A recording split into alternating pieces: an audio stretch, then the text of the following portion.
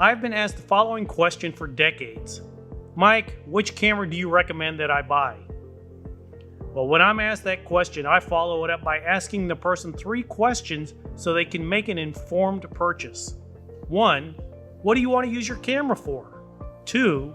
How willing are you to learn the camera inside and out? And 3. What is your budget? Those 3 questions will not only help me or others suggest a good camera for the person who wants to buy one, it also lets that person know where they stand in their search. Most importantly, it helps them determine if they want a simple push-here dummy camera or one with all the bells and whistles of a complex machine capable of flying you on a 6-year mission to Mars. More importantly, it can also help the aspiring photographer know what they need to consider if they want to pursue photography as a hobby or profession. If you are considering taking up photography, you will need to ask yourself 3 questions so you can achieve your photographic goals. You will need to think hard about those 3 questions and their answers to know where you stand right now, where you are going, and where you want to end up as a photographer. The first question you need to ask yourself, what level of learning am I willing to achieve as a photographer? Much like any career or serious hobby, you must be willing to invest the time in learning how to use a camera, and you must learn how to use it beyond a point-and-shoot level.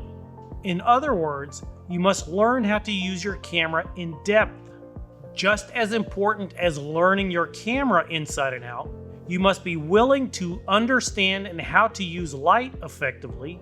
You need to understand the concepts of composition and the theory of exposure, but you must also be willing to master all of them. You will also need to learn how to manage your images after you return from a photographic assignment. But just as critical to managing the images is learning how to safely store and secure your captured images. Finally, you will need to learn how to use a wide range of peripheral photographic equipment. Next, and if using a digital camera is your main goal, you will need to learn and master using a computer and its related hardware and software tools. However, if your goal is to learn film photography, then you will need to learn and master traditional film developing and print processing techniques. Ultimately, you will need to learn how to use and master many tools related to photography and some not directly related to photography. After hearing all of that, and if you're still interested, then great. Next, I'm going to share something with you that I have told every class and every student who has ever attended one of my classes. The key to learning any subject, including photography, is to go out and have fun.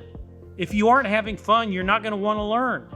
If you're not having fun, you will not grow and become a better photographer. With that said, we come to the second question you need to ask yourself. Do you wish to make photography a career or a serious hobby? Or is it something you must learn as a part of your job and you simply want to be proficient at it? No matter which one applies to you, you will still need to invest a significant amount of time to learn the craft. The good news is, learning photography is not learning rocket science. Anyone can learn how to be an average to above average or a great photographer. Best of all, it can be all self-taught and at your own pace. You can also learn photography with the help of others like me and without the need to go back to a college or university, especially if you've already been there and done that. While learning photography is not difficult, it is constant and never-ending if you wish to be an above-average practitioner. There is so much to learn, and one can never learn it all, nor remember all they have learned, even though there are those I've encountered who proclaim they do. If you have been in photography for decades like me, you will have seen photography go in directions you never thought possible. Over the last 20 years alone, photography has changed dramatically by rapid advances in computer and digital technologies, and now AI. However, there is good news. The fundamentals of photography have not changed much since the photographic processes were first patented back in 1839, even though there are those who are out there who will tell you otherwise. When learning camera operations, using various lenses, how to control exposure or depth of field, or how to stop motion, the fundamentals of photography are still the same as they were more than 100 years ago. However, there are certain elements in photographic theory and camera operations that are more important to film-based photography than they are with digital imaging technologies. Even better, it's easier and cheaper to learn the basics than it has ever been with a digital camera. How so, might you ask? Well, look at it this way. Let's say you shot or captured 1,000 digital images some weekend, and in the process, you are making numerous exposure or compositional mistakes while learning. The cost to make those mistakes, comparatively speaking, is minimal at best. Shooting a roll of film and getting it developed can be an expensive hobby, unless you have your own darkroom for developing and printing your film. Even so, film can be an expensive hobby when you're starting out. That brings us to the third and final question you need to ask yourself. How willing are you to accept criticism or failure? For you to learn how to make better photos or photos you will be proud of, you will need to make mistakes and learn from them. You will also need to experiment and make mistakes and learn from them too. Just like anything in life, our failures are often the best learning experiences. Just as much, our experiments can bring us unintended results that might surprise us, or lead to ridicule from friends who have good intentions or sarcastic senses of humor. The good news is, in learning photography with a digital camera, your mistakes and experimentation aren't as costly as it was in the past and when using film, as I've already mentioned. However, and if at some point you want to learn how to shoot film, I highly encourage you to do so, and I guarantee you will not regret it. What I strongly recommend is that you first learn the basics with a digital camera. Make all the mistakes that you will surely make in learning photography, and make them first while using a digital camera. Your wallet will love you if you heed this advice, and before you invest in a film-based camera and start spending gobs of money on film processing. Keep this in mind while you are learning and asking others for their opinion of your work. Photography is both a documentary tool and an art form at the same time. And everyone has an opinion as to what is a bad, good, or great photograph. Just like any art form, all photographs are subjective in what people will like or dislike. The same goes for you as a photographer and a viewer of your own work and that of others. In first learning how to photograph, you will learn things such as the rules of composition or the rules of proper exposure. Imagine this, those rules are made to be broken.